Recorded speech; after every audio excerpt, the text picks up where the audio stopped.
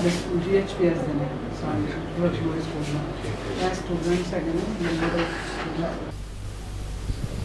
सरदार परमजीत सिंह सरना द्वारा दिल्ली गुरुद्वारा कमेटी के minority cell पर सवाल उठाए गए और कहा गया है कि जो 73 करोड़ की बात करते हैं वह केवल कागजों में है। तो इस पर क्या कहना है मिनोरिटी कमीशन का, ये बात करते हैं। सर, आपसे जानना चाहेंगे कि आपने मिनोरिटी सेल में जो है इस बार जो है 73 करोड़ रुपए की फीसें माफ़ कराई हैं बच्चों की, लेकिन विपक्षी दल इसको जो है सिर्फ कागजों में बता रहा है।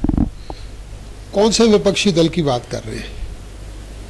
वो विपक्षी दल जो है ही नहीं, वो विपक्षी दल जिसकी कोई होंद नहीं, वो विपक्षी दल जिसको समझ ही नहीं है वो बात क्या कर रहे हैं। स्कूलों की फीस जो माफ़ हुई है, बच्चों के पैसे जो आए हैं, वो इसलिए बात ऐसी कर रहे हैं क्योंकि जब तक उनका राज था उनको समझ ही नहीं है माइनॉरिटी डिपार्टमेंट होता है क्या।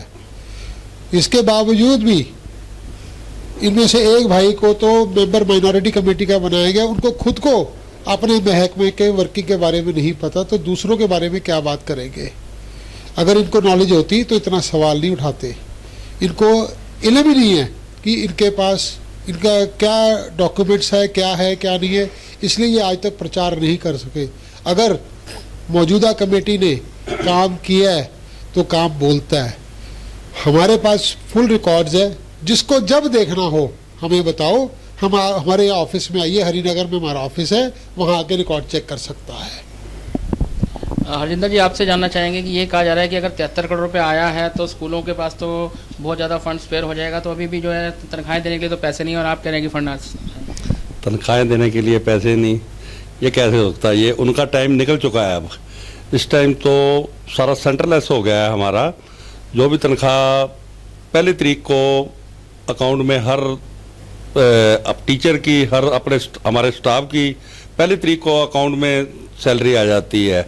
उनके कहने से क्या है, उन्होंने तो 12 साल ऐसे गुजारे हैं जैसे कि बहुत इधर से इधर लूट उधर लूट। ये कमेटी काम कर रही है। हमारे मनजीत सिंह जीके जी बहुत ही तरीके से काम ले रहे हैं हमारे।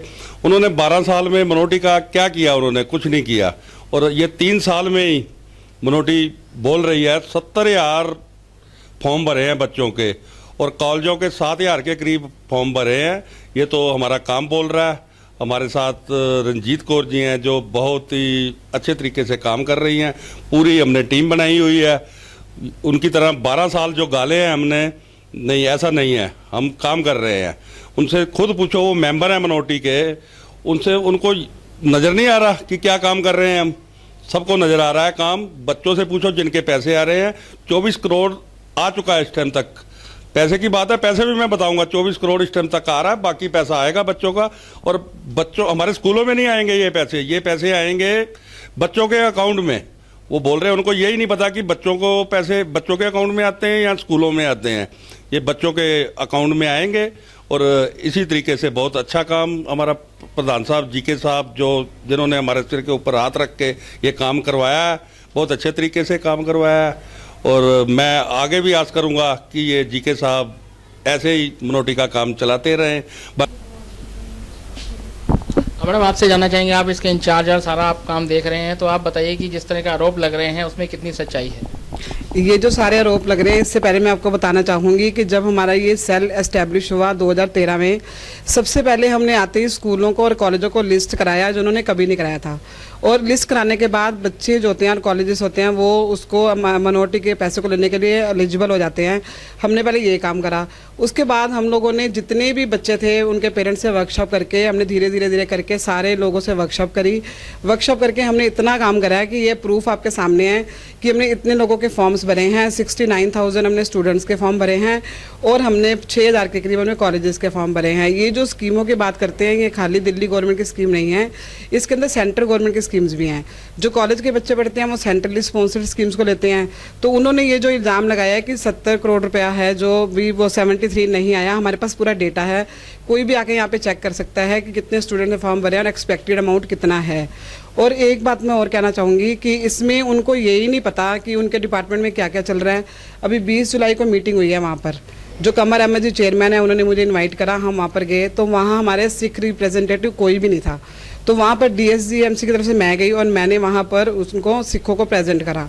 और उसके अलावा एक चीज़ और प्रॉब्लम आ रही है हम लोग, जो उनको नहीं पता कि माइनॉरिटी को इन्होंने अलग कर दिया है। इसमें डिवीज़न कर दिया इन्होंने कि SC ST OBC को तो रखा है कमीशन के पास, और जितने भी माइनॉरिटीज़ के फॉर्म हैं उनको उन्होंने कर दिया रिवेन्यू डिपार्टमेंट के पास। तो उसके लिए मैं आपको ऑर्डर की कॉपी दिखाना चाहूँगी। ये ऑर्डर की कॉपी है जिसके अंदर साफ लिखा हुआ है कि अब जो माइनॉरिटीज़ के फॉर्म है वो रिवेन्यू डिपार्टमेंट की तरफ से भरे जाएंगे, उसका कमीशन से कोई लेना देना नहीं है। उन्होंने लड़ाई लड़नी है तो ये लड़ाई लड़ें कि डिस्क्रिमिनेशन क्यों हो रहा है माइनॉरिटीज़ के साथ, लेकिन वो इल्ज़ाम ये लगा रहे हैं कि 73 करोड़ झूठा इल्ज़ाम है। ये झूठा नहीं है, इसको आके वेरीफाई किया जा सकता है।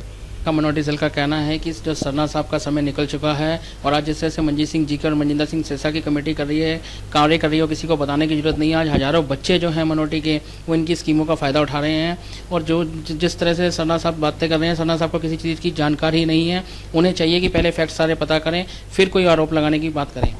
कैमरा पर्सन रचना के साथ Sudeep Singh, living India news.